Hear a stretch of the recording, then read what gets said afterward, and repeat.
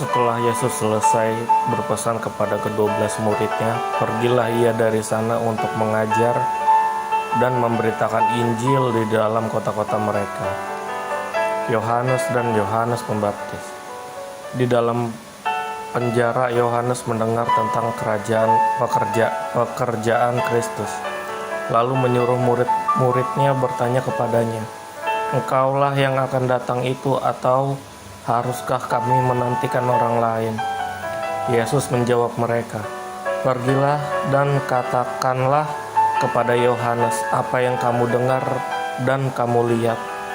Orang buta melihat, orang lumpuh berjalan, orang kusta menjadi tahir, orang tuli mendengar, orang mati dibangkitkan, dan kepada orang miskin diberitakan kabar baik.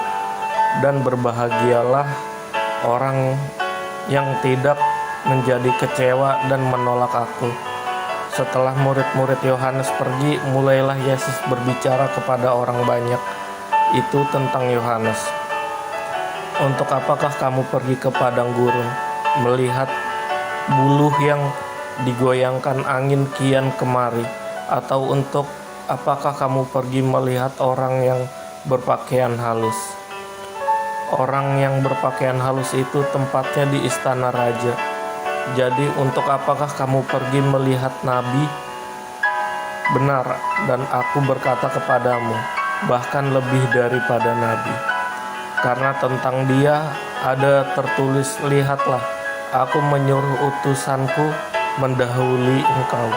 Ia akan mempersiapkan jalanmu di hadapanmu.'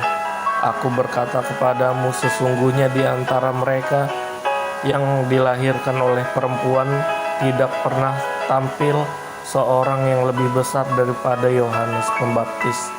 Namun yang terkecil dalam kerajaan sorga lebih besar daripadanya. Sejak tampilnya Yohanes Pembaptis hingga sekarang, kerajaan sorga diserong dan orang yang menyerongnya mencoba menguasainya. Sebab semua nabi dan kitab Taurat bernubuat hingga tampilnya Yohanes.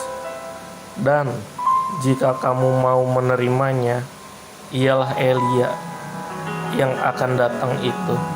Siapa bertelinga, hendaklah ia mendengar.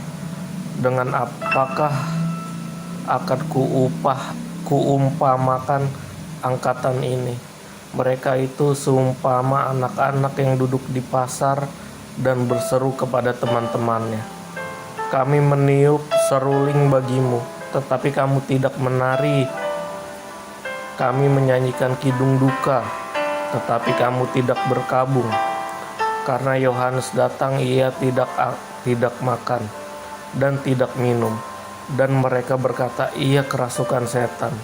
Kemudian Anak Manusia datang, ia makan dan minum, dan mereka berkata, 'Lihatlah, ia seorang pelahap dan peminum, sahabat pemungut cukai dan orang berdosa.'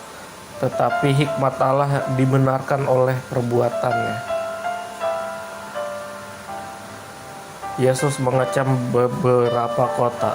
Lalu Yesus mulai mengecam kota-kota yang tidak bertobat, sekalipun di situ ia paling banyak melakukan mukjizat-mukjizatnya. "Celakalah engkau, Korazim! Celakalah engkau, Betsaida! Karena jika di Tirus dan di Sidon terjadi mukjizat-mukjizat yang telah terjadi di tengah-tengah kamu, sudah lama mereka bertobat dan berkabung.